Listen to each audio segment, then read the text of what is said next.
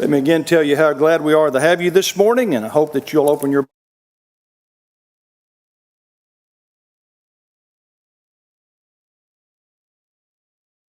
This evening, Brother Milton Harris is going to be speaking for you. I know you'll look forward to that. Beth and I are going to leave this afternoon and head toward the mountains for a few days and just to get away. Not get away from you necessarily, just to get away. That's the way I think a better way to say that. But we look forward to that. We always look forward to our time where we can go and do that. So we're going to plan to do that beginning this afternoon. Well, I want to get right to it this morning because I think what I want to say to you this morning from the Word of God is important for all of us to hear. As we think about some things this morning, particularly as it relates to this question, what does God want from me? In our quiet moments of meditation, I think not only this question comes to mind, but this picture. We kind of throw up our hands and we say, Lord, what is it? What is it that you want? And I know we have the Bible. I know we have the Word of God, and I know we are to follow that, and we seek to study that and apply that. I get that. But I think there are times in all of our lives where we ask the question of, I want to know what it is that you want from me, and I want to make sure that I'm doing what it is that you want me to do. And so this picture and this question kind of comes to mind. And this happens to all of us. It happened to a man named Malcolm Muggeridge. Malcolm Muggeridge was a contemporary of C.S. Lewis, of G.K. Chesterton. He was considered a British journalist. Early in his life, he was an agnostic. And he did a lot of thinking about the very question that I've asked this morning, and the question that I think we all have. And during his lifetime, especially toward the latter part of his life, he wrote 3 books that I have listed on this chart. In 1969, there was a book called Jesus Rediscovered that in 2006 was reprinted. It was a book about his reaction and really his coming to a better understanding of who Christ was and about what was his purpose in his own life. And so he not only he was not an agnostic, but became a believer. And then in 1972, Chronicles of a Wasted Time, he understood that he had spent much of his life doing something that really was wasted. And then in 1988, The Spiritual Journey of a 20th Century Pilgrim.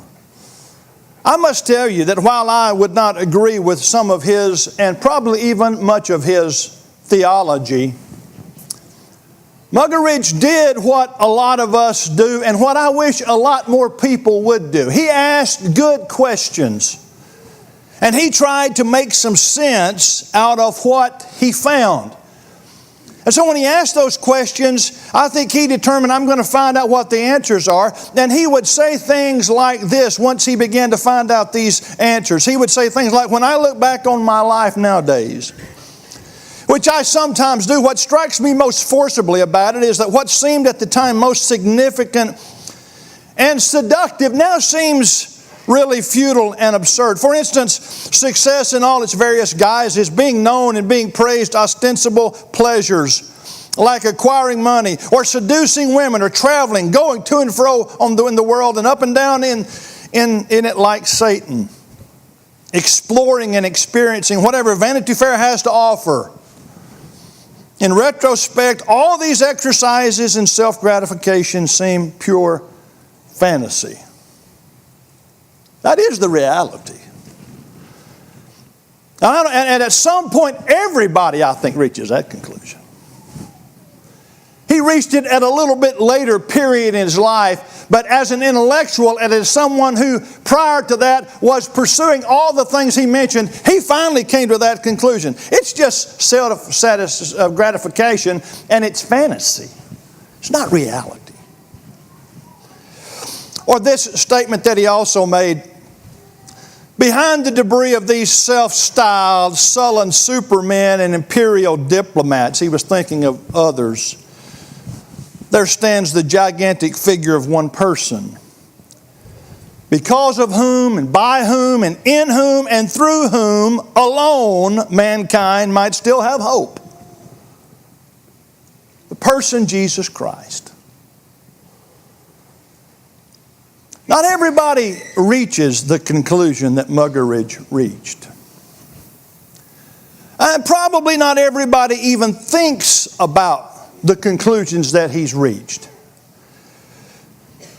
But I want to suggest something to you this morning, and that is that not having the foundation that says God exists and that He has spoken to me through His Son and through all mankind through His Son, not having that foundation, to me, when you deny the existence of God and how God speaks to us, you are left with absolutely nothing. You're left with no answers.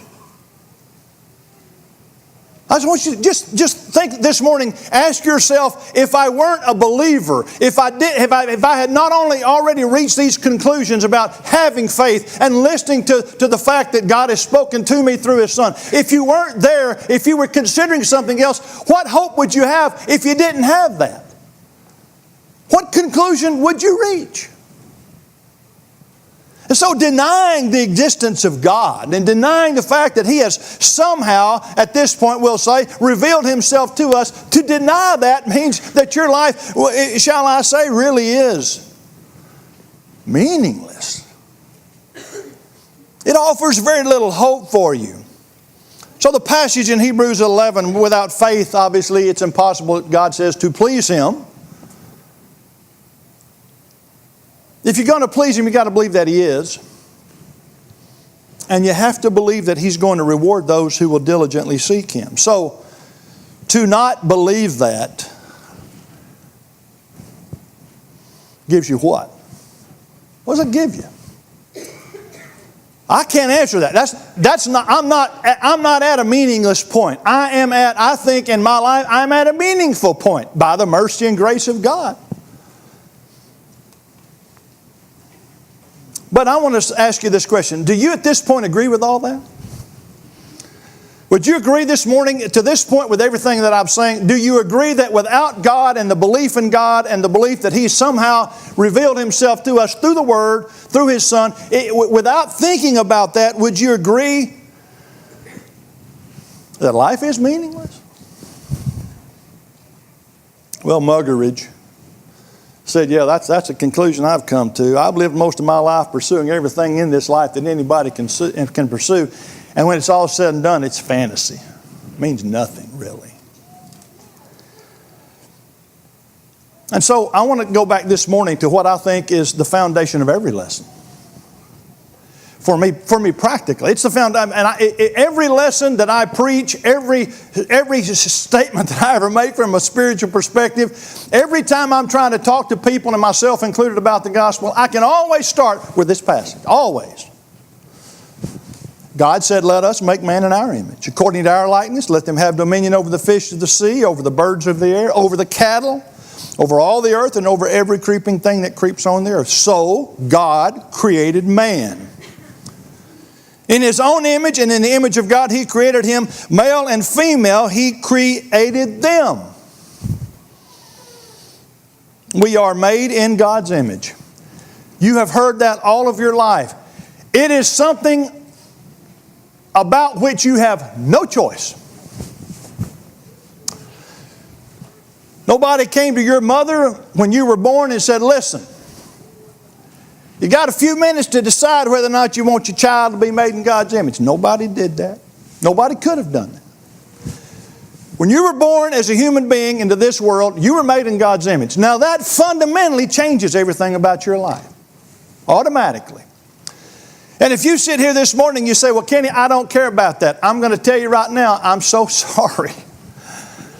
Because what I'm about to talk to you about finds its foundation in this very point, over which you have no control.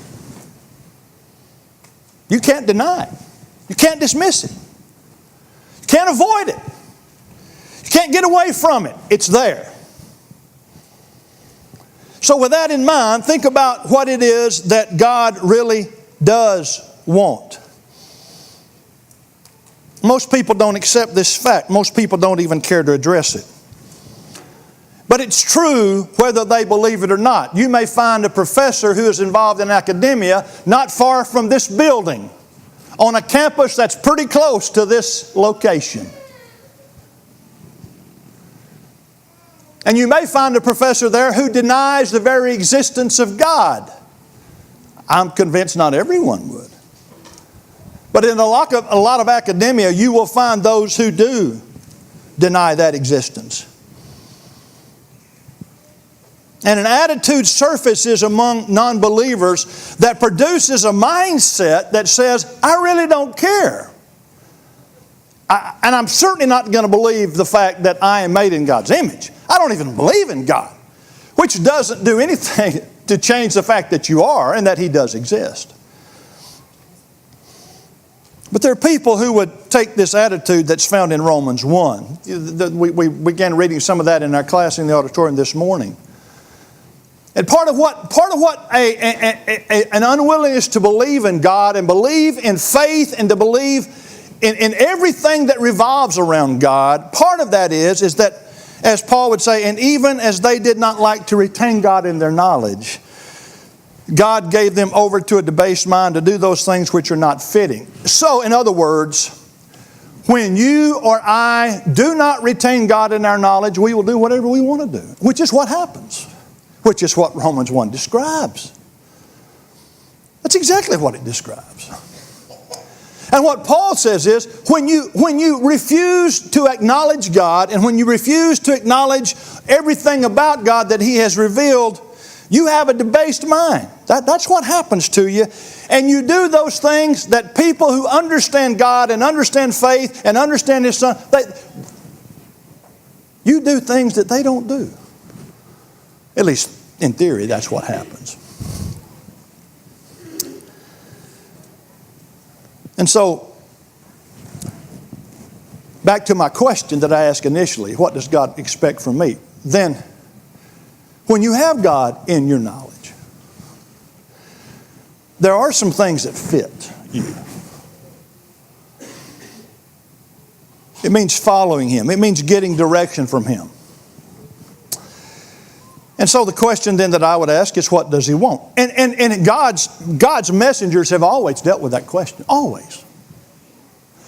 Matter of fact, in the prophets in the Old Testament would mention something like Amos mentions here in Amos 5, where he says, this is what God says, I despise your feast days, and I do not savor your sacred assemblies. Which in the common vernacular is, folks, what we're doing right now. Right? Sacred assemblies. He says, though you offer me burnt offerings and your grain offerings, I will not accept them. Which in today's vernacular, in the present day, I'm not going to accept you just because you're here. You see that? He says, I'm not going to accept that, and I'm not going to regard your fattened peace offerings. It's not just peace offerings, it's fattened peace offerings. You have maintained, you have brought before me the very thing which I want, and He says, I despise it. And it's not just Amos who would say this. I mean, Jeremiah would say much the same thing when he says, thus says the Lord of hosts, the God of Israel, add your burnt offerings to your sacrifices and eat meat. For I did not speak to your fathers, or command them in the day that I brought them out of the land of Egypt concerning burnt offerings or sacrifices. He said, that's not what it's about. But this is what I commanded them, saying, obey my voice, and I will be your God, and you shall be my people, and walk in all the ways that I have commanded you, that it may be well with you. And that's what Jeremiah was saying. That the Lord was saying, you see. That's from Jeremiah 7. If you took the time to read Jeremiah, Isaiah, Ezekiel, Daniel, and every one of the major and minor prophets, that's the kind of language you'd see all through it. All through it. So let me ask you another question. How would Jesus answer that? What would Jesus say? Mark records for us in his gospel, Mark records a conversation between Jesus and a scribe who evidently had been listening to what the Sadducees and Jesus were talking about. Because in Mark 12, the scribe asked him a question, and Jesus answers this. He says, Jesus answered him, the first of all the commandments is, you need to hear, O Israel, the Lord our God, the Lord is one. You shall love the Lord your God with all of your heart, with all your soul, with all your mind, and with all your strength. This is the first commandment. When I ask you the question this morning, what is it that God expects from me? I'm going to suggest to you this morning that this is it. This is what I'm going to suggest. And I'm going to suggest that this is not just to the ones who are in this auditorium. This is to every single person in the world who's ever existed. This is what Jesus said in the first century, but it's what God had said from the get-go. Deuteronomy talks about it all over the place, and the prophets kept going back to, you should have listened. This is what you should have done. This is what should have happened to you. I want to ask you a question about this morning. Why would Jesus say this? Why would Jesus say that of all the commandments, why would Jesus say this is the greatest? The greatest is to love God with all your heart, soul, mind, and strength. May I ask a question? Why didn't He just say, you ought to love me? Why didn't He just say that? And I'm going to suggest to us, and we're going to look at it for just a minute this morning, I'm going to suggest that the words identify something different. That the words together, though, conclude for us a type of love that is different from anything else we love, or we ought to love. They identify different levels and areas where love for God is manifest, or at least it ought to be. So I want us to look briefly at this idea this morning. So what does this loving God business mean? I think that's a good question. And I want to go back again to Deuteronomy to listen to to think about something which was said. Look at that, if you would. Deuteronomy 7, beginning verse 9. Therefore know that the Lord your God, He is God, the faithful God who keeps covenant and mercy for 1,000 generations with those who love Him and keep His commandments. And He repays those who hate Him to their face to destroy them. He will not be slack with him who hates Him. He will repay him to his face. Now there's a lot in here. There's a whole lot in here. I mean, this is not just a sermon. This is a series of sermons here. But I'm going to make just a couple of points from the passage, if I may. I like the fact that he says this is the God who keeps covenant and mercy for 1,000 generations. Thousands of generations. I don't think he's saying when you get to 1,001 generation it's done. He's saying this is the way it's always been. This is the way it'll always be.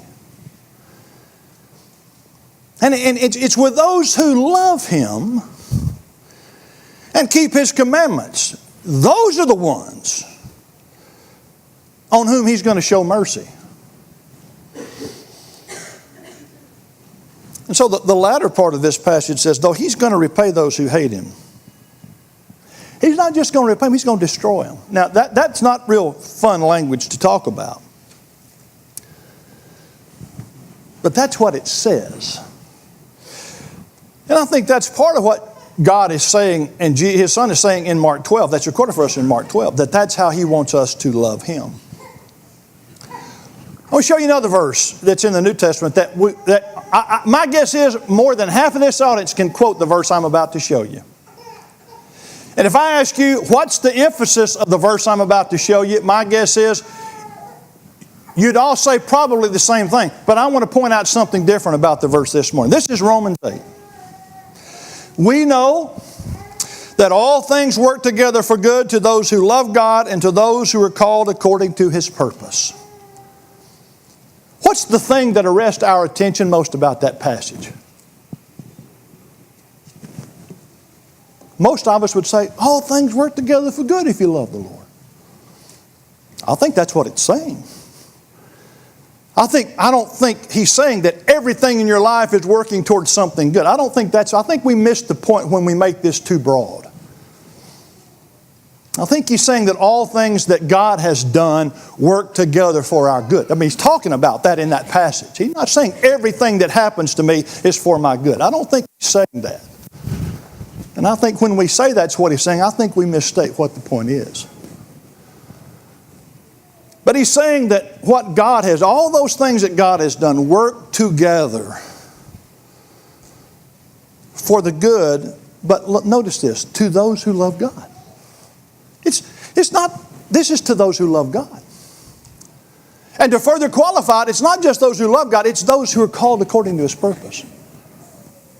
That's what this is about. So loving God and having things in my life work out the way that God intends is all about what I do. It's a choice that I make.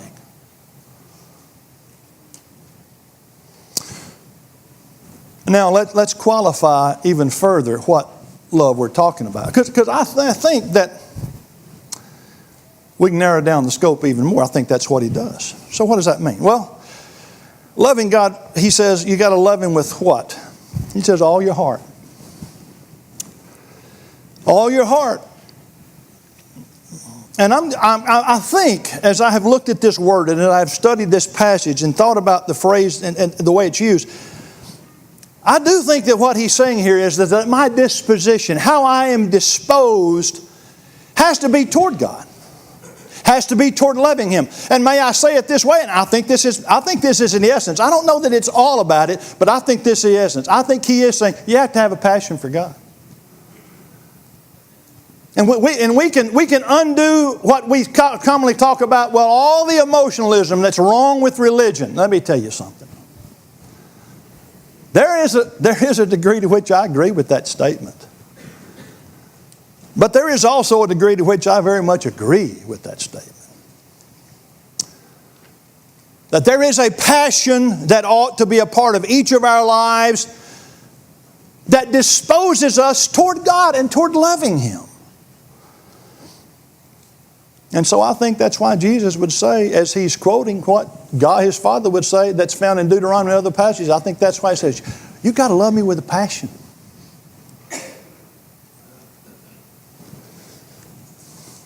And not everybody who's a believer loves God with passion. Not everybody.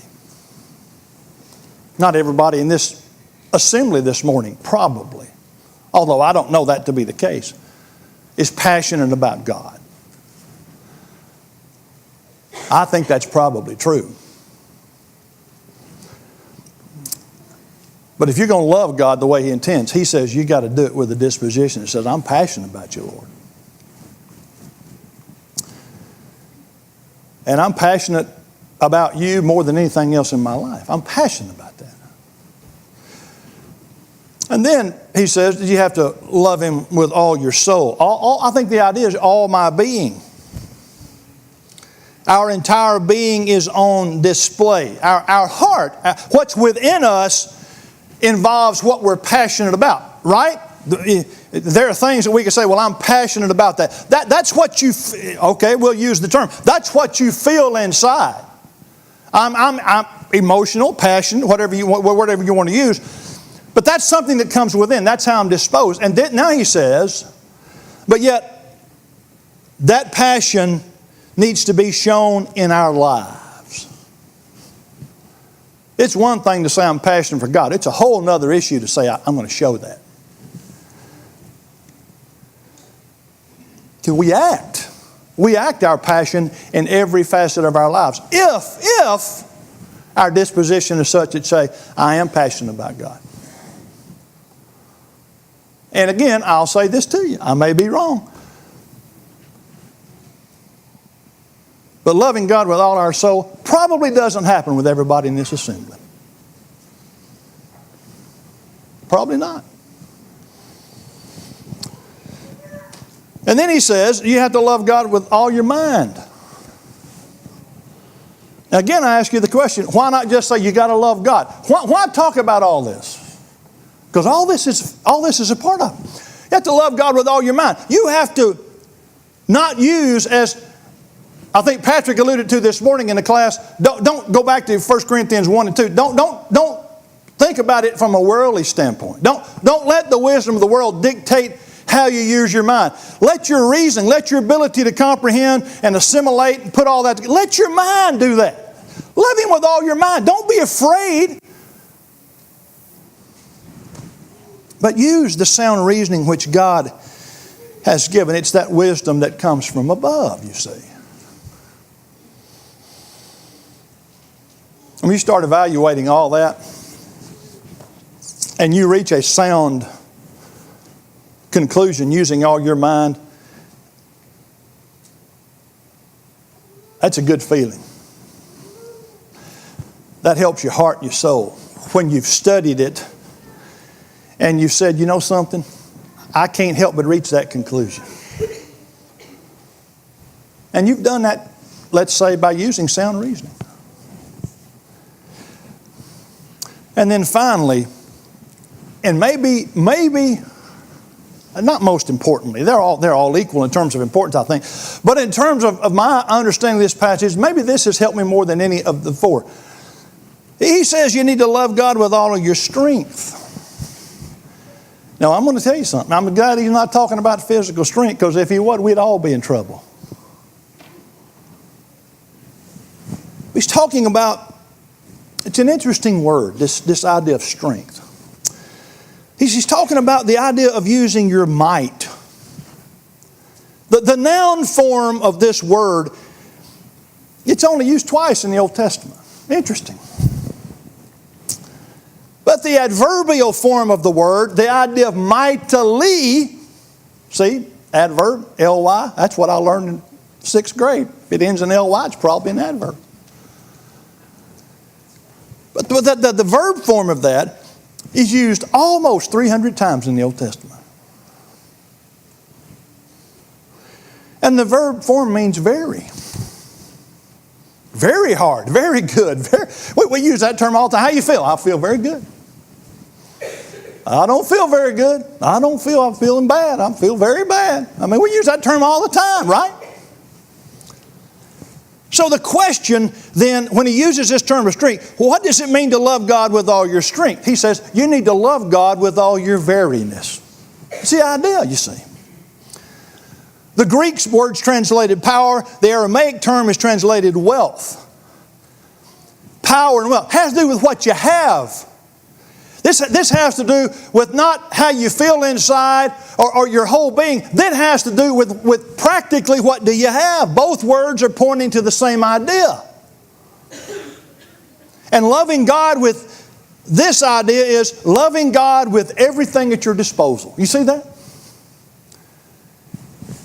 Veriness. Everything. Loving God with everything at your disposal. In other words, you use your resources to honor God. It's as important as having passion for Him. It's as important as your entire being devoted to God. It's as important as using sound reasoning to reach those conclusions. What he's saying is, with all that you have at your disposal, you love God. In whatever way and whatever means you have the power to do. And that right there, folks, that extends past myself. That extends past what's in me and my entire being. That's not about me. That's about how I use what I have, what God has given me. That's what that's about.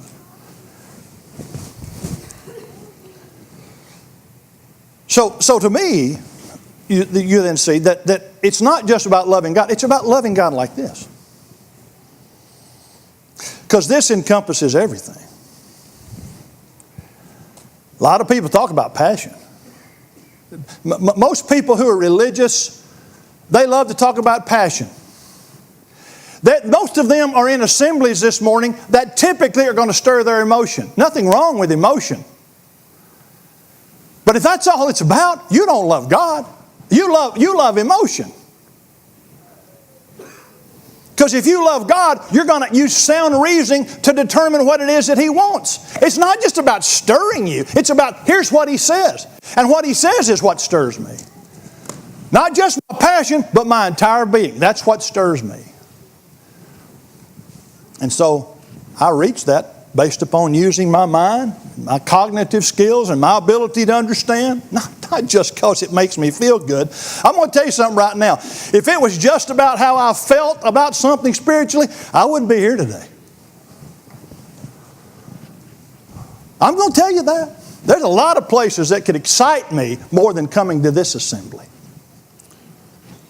But in the wrong way. I don't want to do it the wrong way. I want, to the very best of my ability, to do it the right way. And what God says is that's where it's all at. You got to love me with all of your heart. All these ways you got to love me. What's a challenge then for us? What's our challenge today? Let me put it in some pretty basic terms. It's more than showing up here on a weekly basis. It's so much more than showing up here on a weekly basis. I hate to even say that. I hate to even bring that up. Because that ought to be the easiest conclusion that all of us should reach. It's more than this.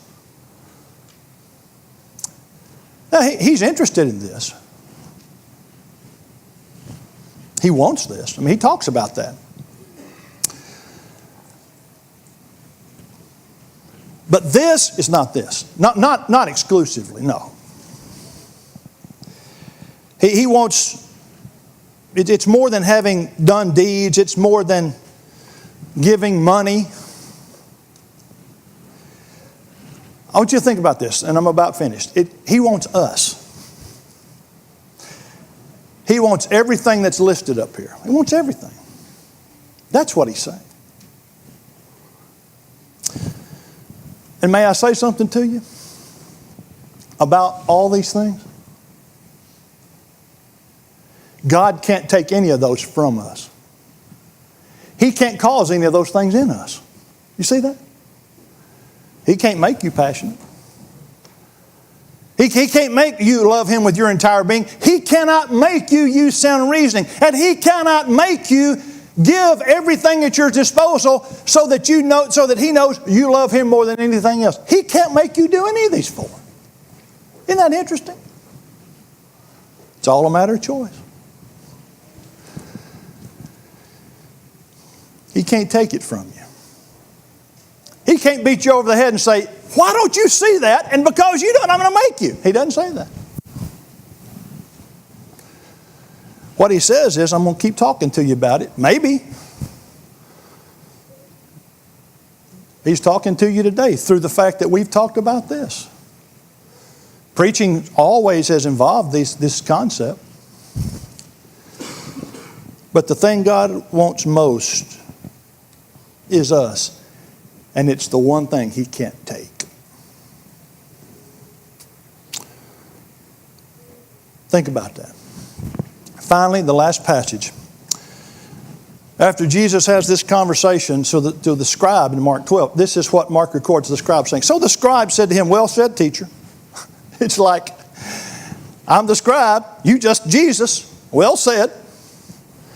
You've spoken the truth, for there is one God, and there is no other but He, and to love Him with all the heart, with all the understanding, with all the soul, and with all the strength, and to love one's neighbor as oneself is more than all the whole burnt offerings and sacrifices. I know there's a second command, but that's not what we're talking about this morning. Now, when Jesus saw that he answered wisely, He said to him, you're not far from the kingdom of God. In other words, if you'll just apply all that, you're going to be good to go.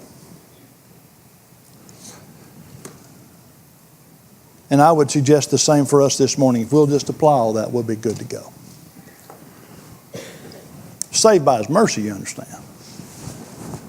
But we will understand the commitment that it takes for us to love Him like we should. And let me go back